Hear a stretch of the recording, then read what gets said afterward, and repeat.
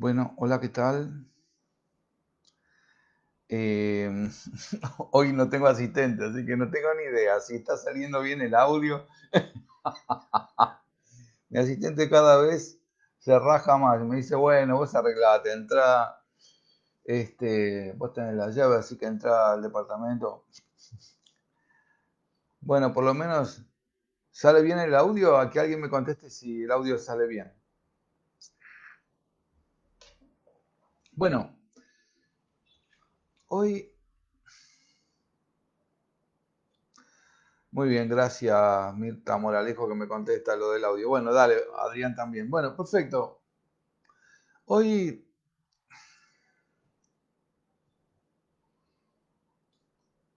el título de hoy es Te cuento un caso. Y te voy a orientar por qué hice esto. Bueno, eh, mucha de la gente que mucha de la gente que me escucha, que ya sabemos, ya me conoce, pero después esto se viraliza. El video de la semana pasada había, no sé, 60 personas, pero tuvo casi 900 reproducciones. Por lo tanto, no sé dónde termina ni cómo. Entonces, no todo el mundo sabe lo que yo hago. Por lo tanto,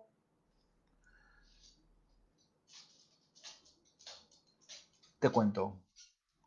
Yo hago medicina con enfoque holístico, con enfoque integral. Holos es una palabra griega que significa totalidad.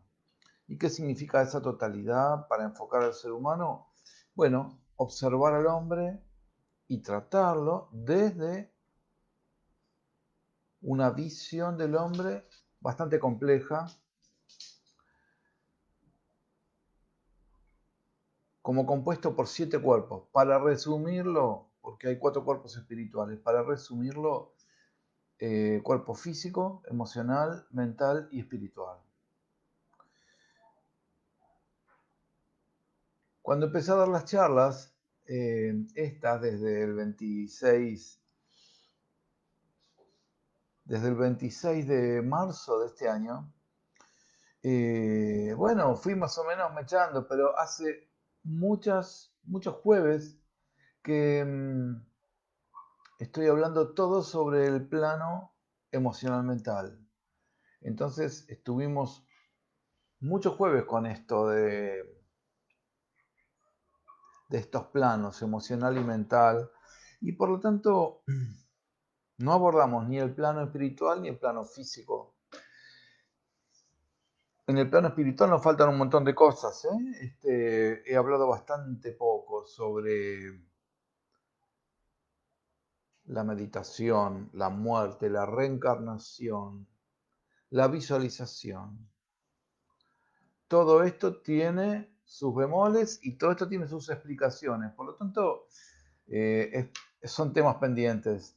Pero hemos estado tocando mucho temas emocionales y mentales, como por ejemplo la violencia, el secreto de la transformación, que ocupó 3 jueves.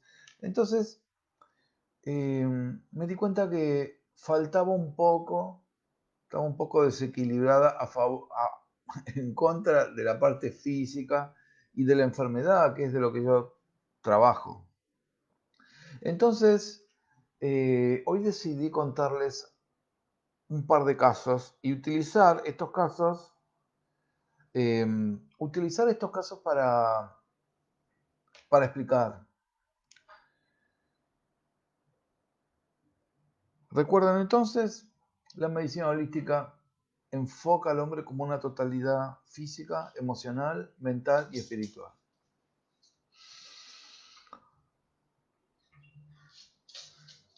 Por lo tanto, en mi consultorio, bueno, ustedes saben, yo tengo 5 posgrados. Después de la carrera de grado de médico, hice 5 posgrados. El primero fue la clínica médica pediátrica, este, pero después seguí con 2 posgrados en medicina china y acupuntura, un posgrado en psicoterapia gestáltica, un posgrado en psicoterapia cognitivo-conductual, un posgrado en homeopatía, de la cual después fui docente ayudante durante casi 15 años en la cátedra del doctor Minotti, que es mi maestro en homeopatía, un extraordinario homeópata argentino.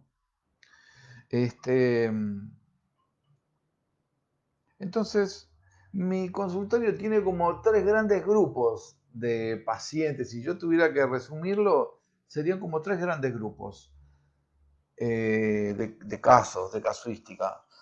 En el medio un montón de grises, pero digamos, como si fuera una computadora, tengo 3 carpetas. La primera es la homeopatía. Muchísima gente me consulta y viene a mi consultorio solamente para que le dé un remedio homeopático. Niños y adultos. Tengo cantidad de niños que vienen a verme y después tengo un montón de adultos que me vienen a ver buscando una salida terapéutica menos tóxica. Ustedes saben, lo pueden googlear para que vean que esto no es. La tercera causa de muerte en el mundo es la iatrogenia, o sea, la causa de muerte, la muerte provocada por los propios médicos, por las medicaciones. Las medicaciones muchas veces son tóxicas y tengo un perro, que es el perro de mi hija, que es una perra, y se quiere subir a la falda porque es una perra, este, es una Frenchie, un bulldog francés. Bueno, y como mi hija no está, y esta es cosa, se quiere subir a la falda. Bueno, entonces, un tercio de mis pacientes son homeopáticos. Un tercio vienen a hacer psicoterapia, con una orientación también espiritual, porque yo no hago psicoterapia convencional, hago psicoterapia convencional, pero le doy un toque espiritual muchas veces. Y el tercer grupo de pacientes son los pacientes severos, los pacientes que vienen con alguna enfermedad severa eh, y,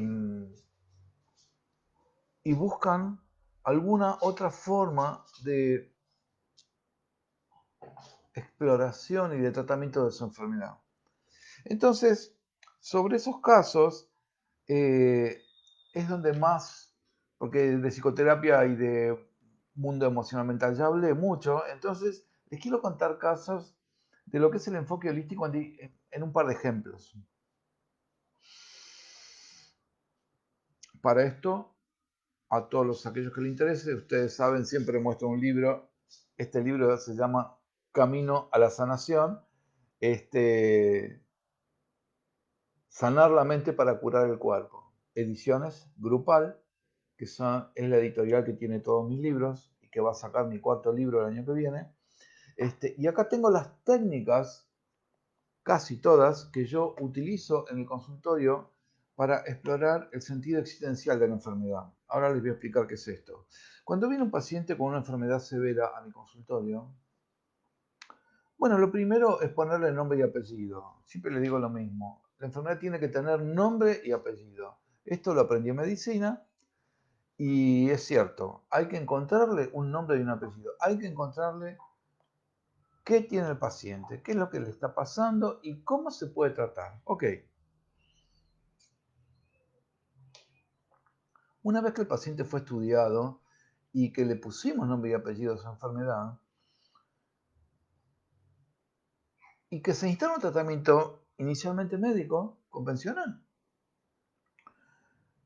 yo ahí ya me puedo sentar tranquilo con el paciente y empezar el trabajo holístico en sí mismo. O sea, vamos a explorar un poco más allá. La medicina holística, muchas veces explico esto, va más allá de lo evidente, ¿no? Si alguien tiene una angina a repetición, pultasia a repetición, nadie duda que hay que dar antibióticos, nadie duda. Ahora, yo lo siento, una vez que está instalado el tratamiento antibiótico, lo siento y le digo, bueno, a ver, ¿qué te pasa que no podés hablar? ¿Qué te pasa en la garganta que todo el tiempo te estás enfermando? Algo hay ahí que está friccionando y tenemos que encontrar el sentido. Bueno, esto que es una cosa bastante simple, a veces es muy difícil explorarlo en enfermedades mucho más complejas y severas donde muchas veces está en juego la vida. Entonces, ahí es donde vamos y donde me encuentro en cada caso con un misterio. El ser humano es un misterio. Maneja energías y fuerzas eh, que pueden ser casi milagrosas, ¿no? Recuerdo siempre un caso en el hospital cuando estábamos en Casa Cuna haciendo la residencia en pediatría, que cayó una madre que se le había caído un ropero arriba de su hijo. Su hijo chiquitito tenía meses, tenía 15 meses, 16 meses. Este, y se rompe la pata de un ropero enorme que tenía de la abuela. Se rompe una pata y el ropero se cae arriba del chico. Y la madre levantó el ropero, lo sacó al pibe y se lo trajo al hospital. Ahora nosotros le decíamos, ¿cuánto mide el ropero? Y el ropero mide 2 metros de alto por 3 metros de ancho. ¿Cómo levantó el ropero? Lo levanté con una mano y saqué a mi hijo, estaba desesperada. Uno dice, ¿cómo va a levantar un ropero de 3 metros por 2 de altura que se cayó al piso? ¿Cómo le va a levantar así? Bueno, es que, hola Emilio, es que ahí manejamos energías y fuerzas que están muy por encima de nuestra capacidad ordinaria. Su hijo estaba abajo del ropero y entonces esa mujer puede desarrollar una fuerza que jamás podría desarrollar en un estado de tranquilidad, ¿me entendés? Bueno, muy bien. Entonces, con esto juego yo, con el misterio. Nunca sé para dónde va la cosa. Yo no manejo un manual como manejan ciertas disciplinas que trabajan con la interpretación de las partes del cuerpo. Si bien yo lo utilizo como cosa general, este, muchas veces se rompe esa guía por ahí termina en cualquier cosa. Por lo tanto, la tengo en cuenta, pero no es una causa única. Por lo tanto, para mí, más allá de tener una idea general, que yo la tengo en mi libro del cuerpo al espíritu, es un capítulo enorme, la simbología de los órganos, que lo hago por analogía de la función de cada órgano o de cada tejido. Yo me presto a investigar en el misterio. ¿Y cómo hago? Bueno, acompaño a mi paciente. Hay una técnica en psicoterapia que se llama descubrimiento guiado. O sea, yo guío, el que descubre es el paciente. El que más sabe sobre su interior es el paciente. El que sabe lo que le pasa, lo que no le pasa, lo que sufre, lo que ha sufrido y por qué, es el paciente. Es la persona que tengo frente a mí. Por lo tanto, yo lo guío, yo lo acompaño, estoy al lado, pero yo no estoy con el dedo diciendo lo que a vos te pasa es esto, no corresponde a mí, por lo menos no corresponde a mi forma de trabajo. Ustedes saben, desde el año 89 siempre digo lo mismo, yo no tengo la verdad, yo tengo mi verdad. Y puede no ser la verdad de nadie más, puede ser no ser la verdad de ustedes, ni siquiera sé si puede ser la verdad mía dentro de 10 años. Por lo tanto, tiene un grado de relatividad enorme. Lo que sí digo es que voy desde la ignorancia acompañando. Por supuesto, tengo 1000 herramientas, por supuesto, pero nunca sé la respuesta final. Eso solo la descubre cada ser humano en su interior, eh, en un consultorio y guiado. Muy bien, entonces, esto es lo que... Homeopatía, psicoterapia, enfermedades severas. Estos son los 3 grandes grupos de pacientes. Entonces, les quiero contar casos que son llamativos, que no me he olvidado nunca, algunos muy viejos. Les voy a contar un caso del año 96, otro del año 94, o sea que tienen 26 años, pero bueno, casos exitosos y casos que no fueron exitosos. Este, Lo único que yo no miento historias clínicas. Digamos, les puedo cambiar algún detalle para que no sea identificable, pero no miento casos. Los casos son reales todos. Muy bien.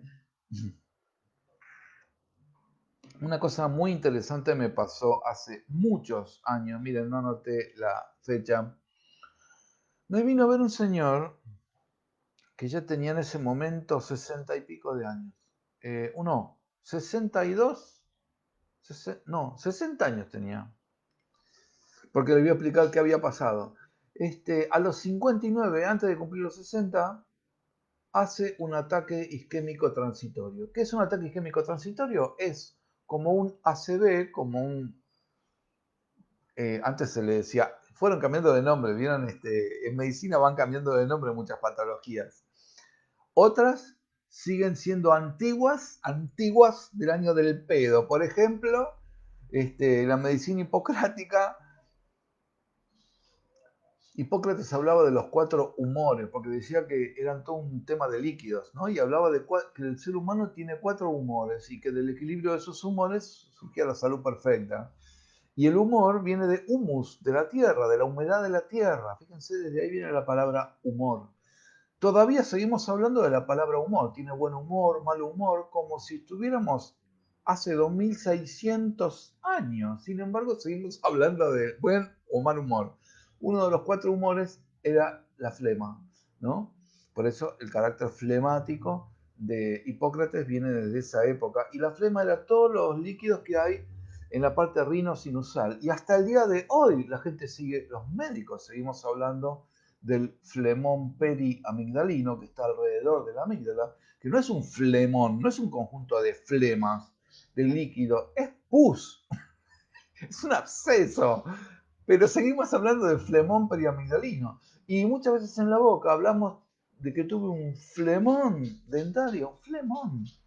Es una cosa increíble cómo mantenemos ciertos términos que tienen miles de años, que vienen desde la medicina hipocrática. Qué loco, qué loco. Bueno, los 4 humores eran flemático, sanguíneo, colérico. Cholé en griego es bilis.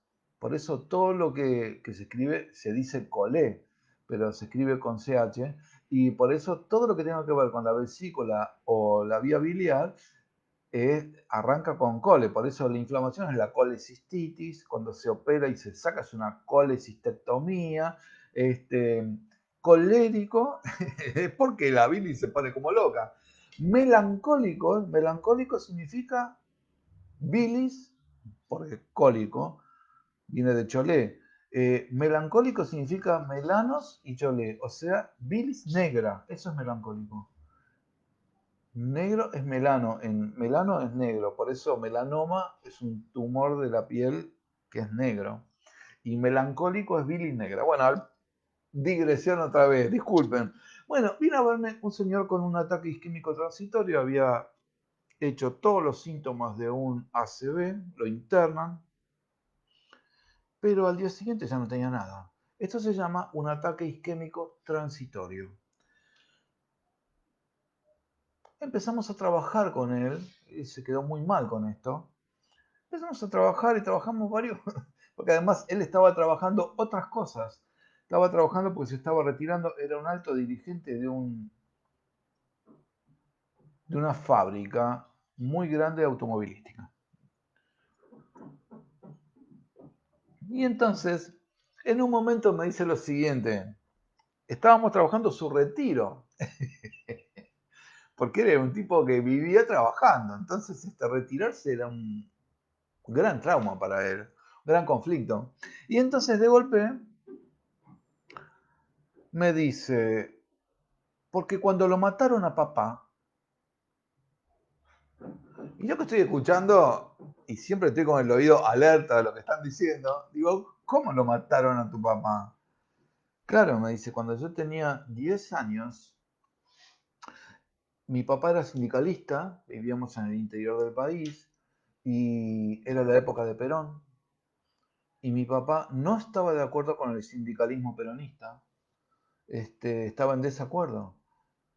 Y entonces salíamos de la misa un domingo, toda la familia, y vinieron dos tipos y le metieron un tiro en la cabeza. Y se fueron corriendo.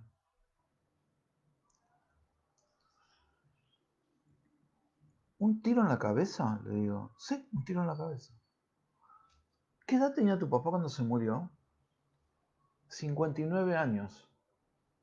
Le digo, ¿te das cuenta que vos a los 59 años hiciste un ataque isquémico transitorio y te quedaste seco? Como si te hubieran pegado un tiro. Abrió la boca, no pudo cerrar esa boca durante por lo menos 10 minutos. Se quedó, abrió grandes los ojos, se quedó en silencio. Era un hombre durísimo, era un hombre duro como su trabajo, ¿no? Un trabajo metalúrgico, ¿no? Y se quedó en silencio.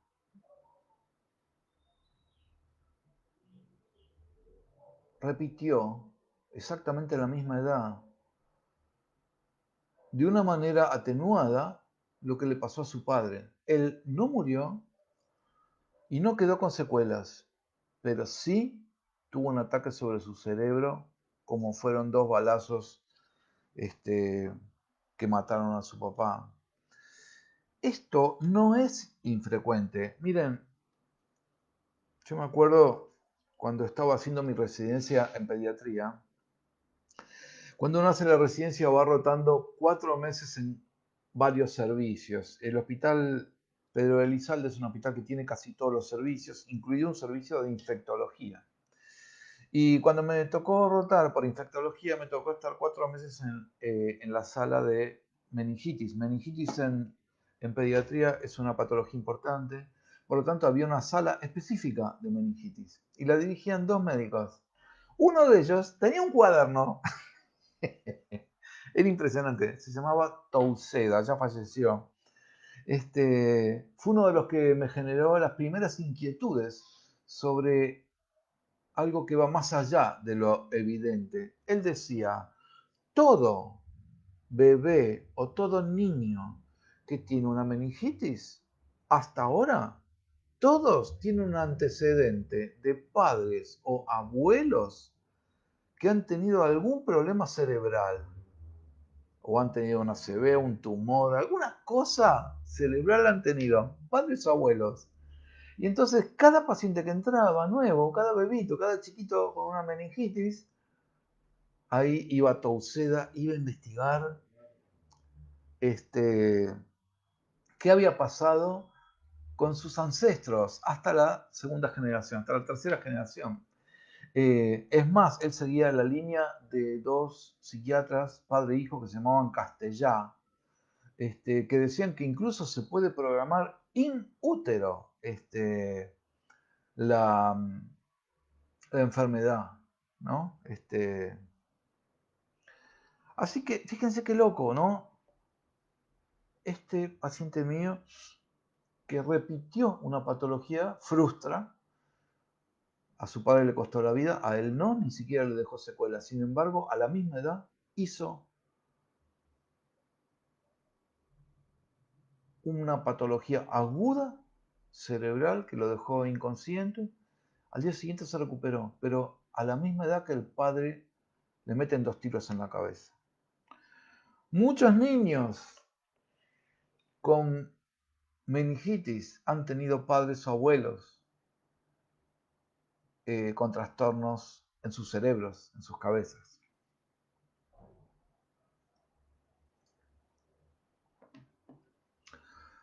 Cuando yo he hablado sobre el suicidio, cuando me toca hablar sobre el suicidio, explico que el suicidio no es solo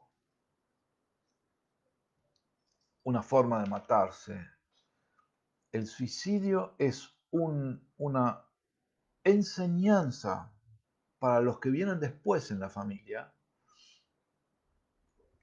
sobre una forma más de salida de un problema grave. ¿Entienden? Uno no se le ocurre, uno cuando se le ocurren distintas puertas para salir de un problema, hay muchísima gente que ni se le ocurre la palabra suicidio. Sin embargo, a los que han tenido parientes que se han suicidado, aunque sean parientes lejanos, sí tienen en su estructura mental una posibilidad más frente a la salida de un problema grave y es la salida de la vida. Y esto solo se da cuando se enseña ancestralmente, cuando se enseña a las generaciones que siguen. Por eso yo he interactuado varias veces con gente que ha pensado e incluso que ha concretado el suicidio explicándoles esto. Le digo, vos, yo no comparto, puedo comprender que te quieras suicidar, pero no comparto la idea del suicidio. Soy médico, he defendido la vida toda mi vida, he defendido la vida a costa de cualquier cosa, por lo tanto no puedo estar de acuerdo, pero puedo comprenderte. Tal vez algún día les cuente ese caso. Entonces, los suicidios muchas veces dejan esta enseñanza ancestral y la gente tiene una característica más que a uno ni se le ocurriría, ¿no? Así como hay otros que transmiten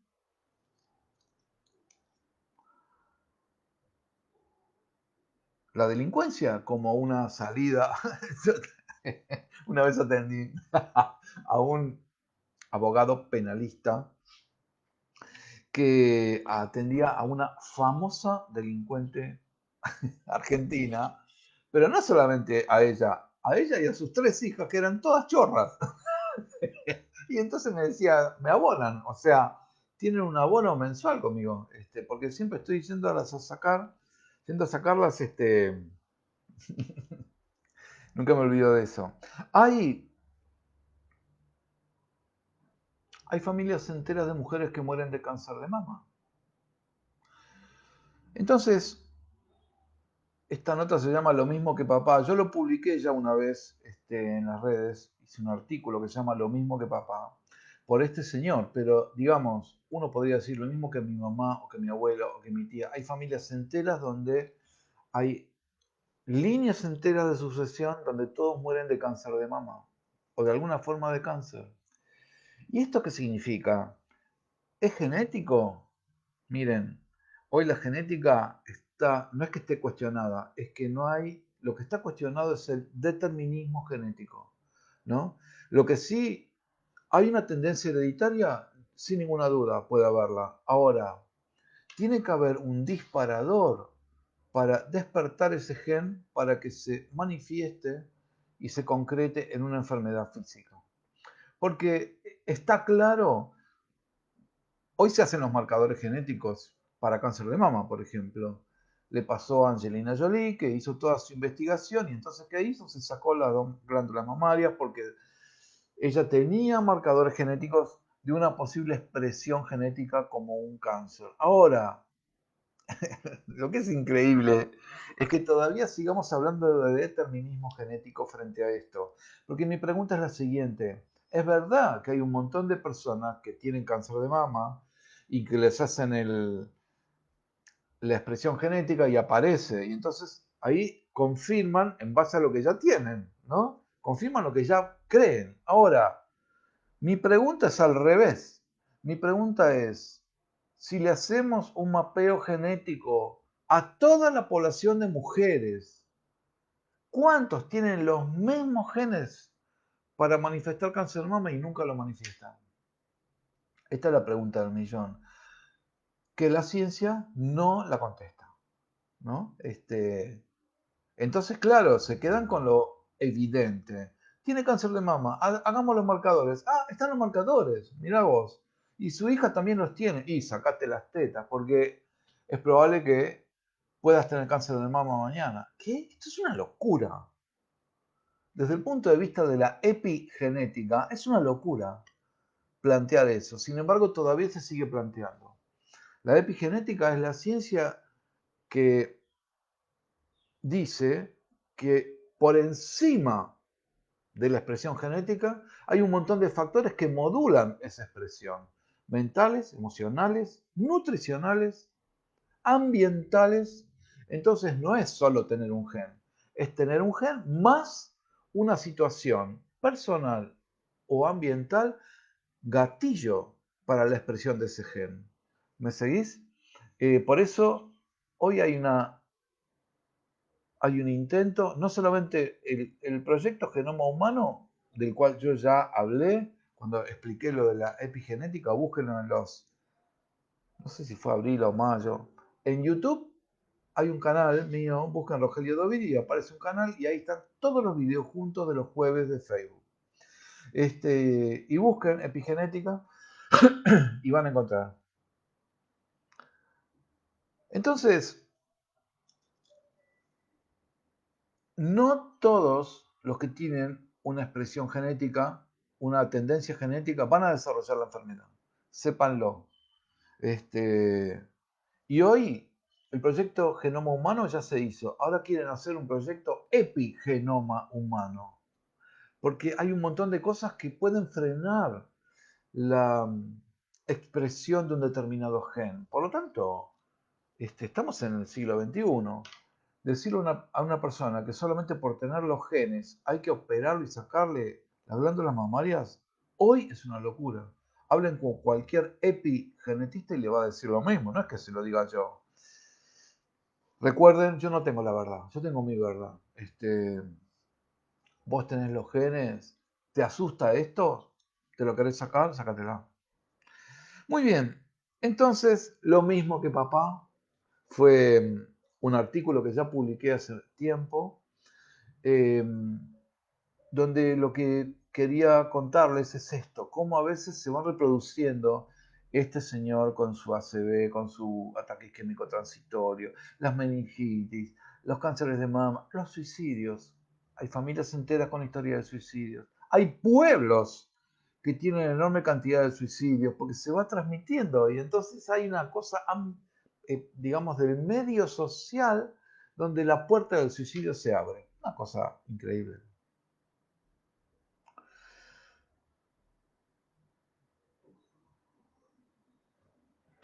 Otro caso. Este fue un caso del año... ¿De qué año fue? 1996. Miren, tiene 24 años este caso. Me viene a ver un señor grande ya, 70 y monedas,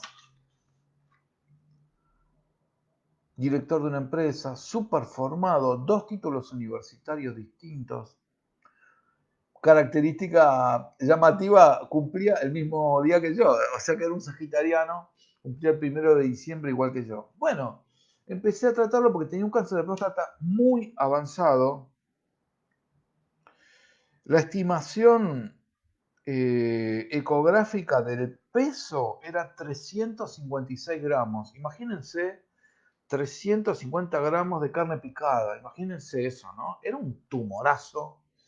Él había llegado tarde, su urólogo no se le ocurrió otra cosa más que hacerle una castración química. Hay unas inyecciones que se dan cada 28 días y producen una castración química y eso se hace para los cánceres hormonosensibles que dependen de hormonas, como por ejemplo el cáncer de próstata.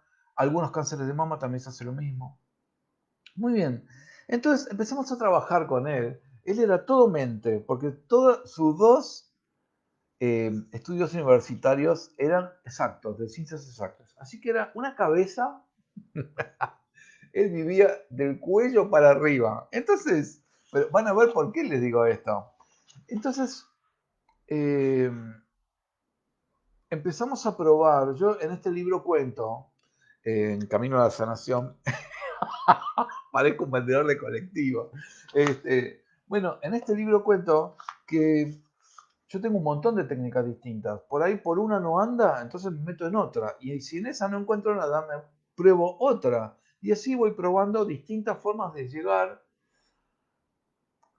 de saltear la mente consciente, porque hay que puentear ese escollo, es como un obstáculo, ¿no? La mente consciente, cuando me vienen con las explicaciones, no, mire, yo me enfermé porque tuve un trauma en el trabajo y entonces, bueno, yo lo anoto y lo escribo, pero yo sé que eso nunca es.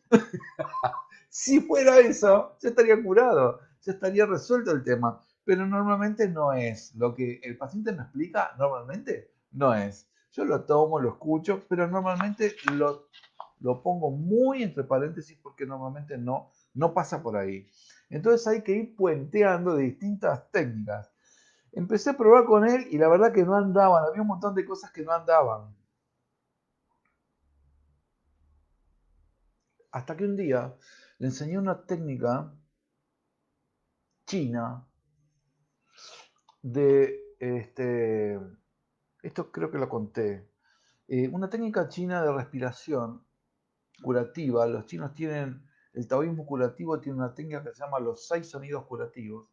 Y en cada uno de esos sonidos uno tiene que respirar de una determinada manera, con una postura, y además tiene que conectarse con ese órgano y de saludarlo, sonreírle, la sonrisa interior se llama, hay que sonreírle y decirle buenos días, buenas tardes, corazón, próstata, hígado, intestino. Gracias por todo lo que has hecho por mí hasta el día de hoy. Esto es lo que uno tiene que decirle. Saludarlo, sonreírle y agradecerle. Y la mujer estaba en su casa, este hombre estaba haciendo esto en su jardín y de golpe pega un grito y empieza a llorar a los gritos. La mujer baja corriendo, desesperada, y dice, ¿qué te pasó? Y entonces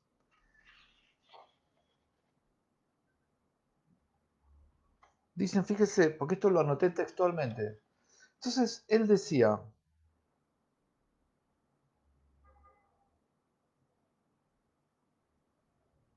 estaba respirando como me lo... Él le cuenta a su mujer, estaba respirando como me indicó el doctor Dovidio, y de repente presté atención a mi corazón. Tomé conciencia de la cantidad de trabajo silencioso que llevaba haciendo por mí hasta hoy, sin pedir nada a cambio, mi corazón. Y yo sin darme cuenta nunca de él ni de ninguna parte de mi cuerpo. Y le empecé a pedir perdón, perdón, perdón. Lo único que hacía era repetir perdón, perdón, por no haberte prestado nunca atención. Y siguió llorando, pero con una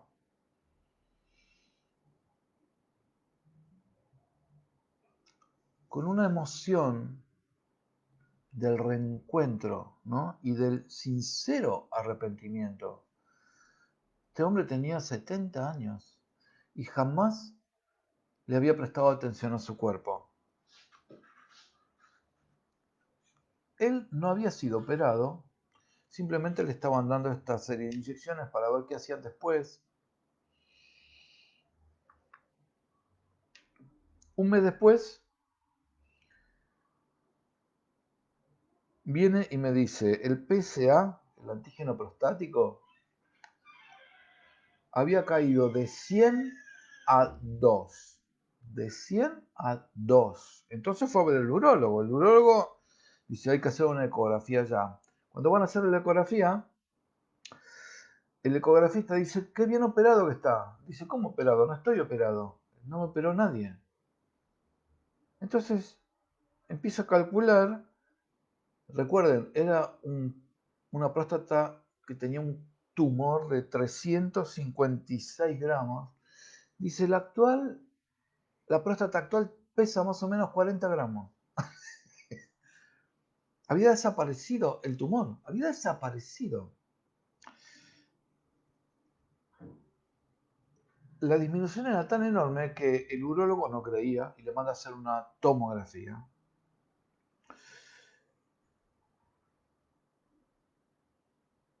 Que informa próstata normal. Lo único que había, porque habían hecho cortes de, no me acuerdo si eran 10 milímetros, y entonces en uno de los cortes apareció una deformación que informan ahí, como diciendo, bueno, acá puede haber algo entre corte y corte. La cuestión lo terminaron operando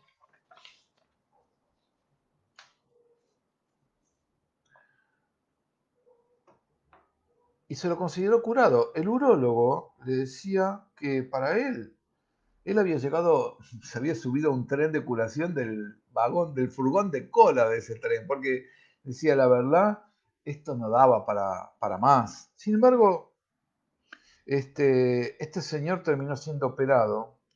Y fíjense cuando hicimos el cierre, esperen que voy a buscar porque le saqué una foto al...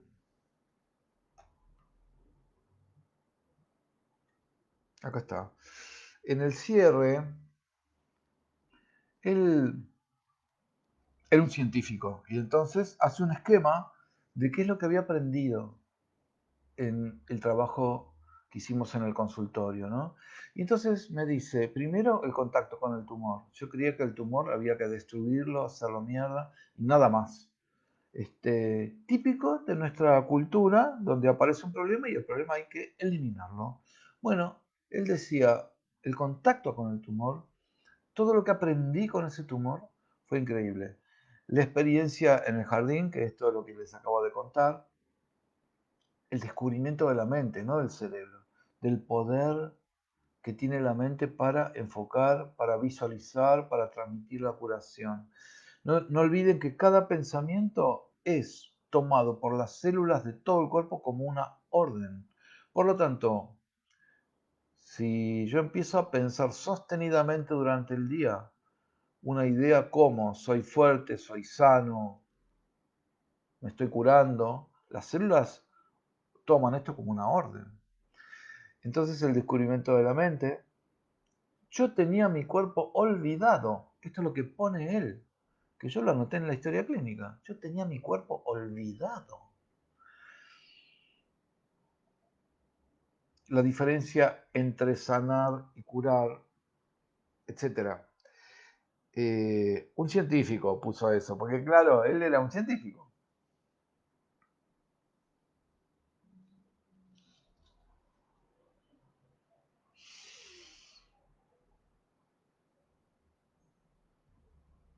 Año 96.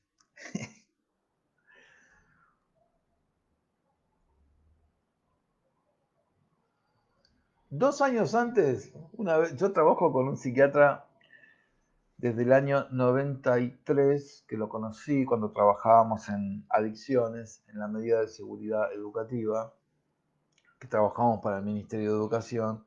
Lo conocí ahí. Él es un especialista, es un médico psiquiatra. Este, es también médico legista, es psiquiatra forense. Bueno, es un tipo que tiene ultra formado. Y hasta el día de hoy trabajo con él en equipo. Cuando necesito una evaluación psiquiátrica, una interconsulta, siempre trabajo con él en equipo. Un día me llama y me dice, Rogelio, te voy a mandar una paciente que tengo que tiene una depresión refractaria a todo. La he tratado con todo, ha hecho terapia conmigo, he cambiado de medicación, de psicofármacos, que ya no sé ni qué darle. Te la voy a mandar. Bueno, viene la mujer. En ese entonces tenía más o menos 60 años. Este, una depresión terrible. Yo empiezo a trabajar con ella y empiezo a preguntarle cosas. Bueno, nada, estas cosas. ¿A qué se dedicaba? Era pintora. Y entonces le digo, bueno, y contame. Empezamos a explorar su depresión, no había forma de entrarle por ningún lado, no le entraban las balas, como, como dicen los militares. Bueno, y entonces se me ocurrió su tarea. Su tarea era pintora, era un artista. Entonces le digo, contame cómo pintas. Bueno, yo trabajo normalmente varias horas por día, arranco a la mañana. Ok, le digo, perfecto. Le digo, vamos a hacer una cosa.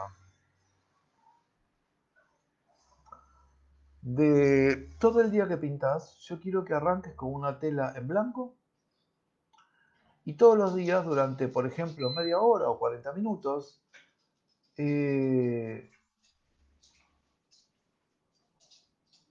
pintes con esta consigna. Pintura tema mi depresión. O sea, esta es la idea.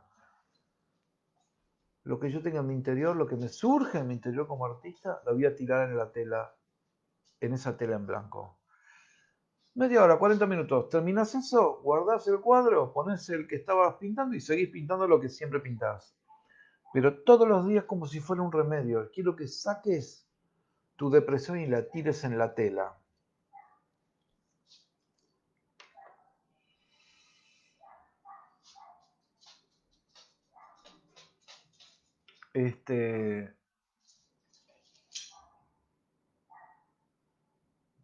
Entonces empezó a pintar su depresión. El primer cuadro fue espantoso, era toda una cosa horrible. Pintaba media hora, después guardaba el cuadro y después seguía pintando lo que siempre pintaba. Así empezó a pintar. El primer cuadro era espantoso, el segundo un poco menos, el tercero un poco menos, el otro un poco menos. Y así pintó como 20 cuadros. Un cuadro no lo terminaba en un día, por ahí tardaba una semana, no importa. La consigna era tirar en la tela su depresión. Bueno, un día se quedó, cada vez los cuadros eran más suaves, hasta que un día quedó con la tela en blanco y no pudo pintar más. Y ese día se curó. Bueno, este caso lo vimos con Martín, con mi psiquiatra amigo. Dejó la medicación. Es más, yo creí que, porque era una mujer de 60 años, hace 2 años me vino a ver por otro problema. Nunca más tuvo nada. Me vino a ver con 80 y pico de años por otro problema que nada que ver. Pero, y le pregunté cómo había seguido y anduvo perfecta. Nunca más tuvo una depresión, nunca más. La había tirado en una tela de un cuadro. Este es el enfoque holístico. Empezar a mirar por dónde, empezar a descubrir, buscar. Eh, es un trabajo artesanal, no es un trabajo estándar. No es, tiene una angina, ok, amoxicilina, 1 gramo durante 7 días. No, bueno, no es así. En el enfoque integral hay otras cosas, ¿no? Y en cada persona hay que buscar por dónde entrarle, por dónde llegar, cómo descubrir, cómo hacer que el otro descubra. Es un misterio, el ser humano es un misterio y su enfermedad también lo es. Te cuento un caso. Este fue el tema de hoy. Hay muchos más, pero vamos a parar acá.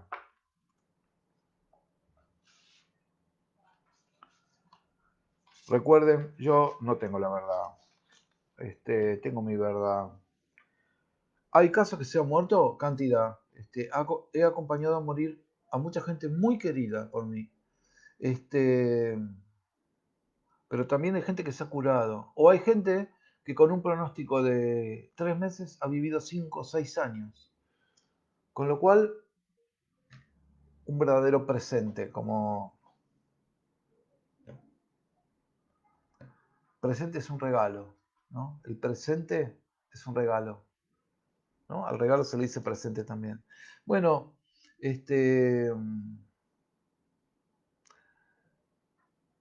nos vamos a ver la semana que viene y como siempre digo, desde hace 31 años, eh, yo no tengo la verdad, la verdad. Cada paciente es una exploración, es una cosa nueva, por eso es tan divertido mi consultorio, porque no es repetitivo, es divertido. Es superhumano, ¿no? Porque es conmovedor acompañar el darse cuenta del otro cuando hace contacto profundo con su interior y puede cambiarlo y sanar. Bien, hasta la semana que viene. Que Dios, en cualquiera de sus formas y nombres, nos bendiga a todos. Gracias. Muchas gracias.